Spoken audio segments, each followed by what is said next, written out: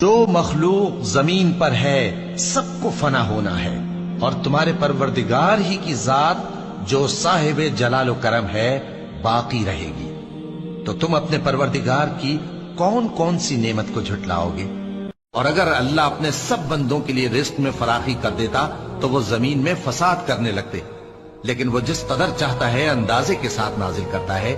بے شک وہ اپنے بندوں کو جانتا ہے، دیکھتا ہے، اور وہی تو ہے جو لوگوں کی نا امید ہو جانے کے بعد میں برساتا اور اپنی رحمت یعنی بارش کی برکت کو پھیلا دیتا ہے، اور وہ کارساز ہے لائق حمد و ثنا۔ تو مسلمانوں، تم ہمت نہ ہارو اور دشمنوں کو صلح کی طرف نہ بلاؤ، اور تم ہی غالب رہو گے، اور اللہ تمہارے ساتھ ہے، وہ ہرگز تمہارے اعمال کو کم اور ضائع نہیں کرے گا۔ دنیا کی زندگی تو محض کھیل اور تماشا ہے، اور اگر تم ایمان لاؤ گے اور پرہیزگاری کرو گے تو اللہ تم کو تمہارا اجر دے گا، اور تم سے تمہارے مال طلب نہیں کرے گا۔ اگر وہ تم سے مال طلب کرے پھر تمہیں تنگ کرے تو تم بخل کرنے لگو، اور وہ بخل تمہارے کینے ظاہر کر کے رہے۔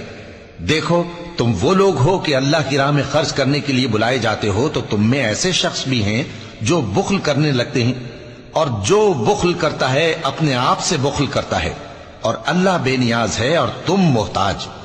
اور اگر تم پھر جاؤ گے تو وہ تمہاری جگہ اور لوگوں کو لے آئے گا، پھر وہ تمہاری طرح کے نہیں ہوں گے۔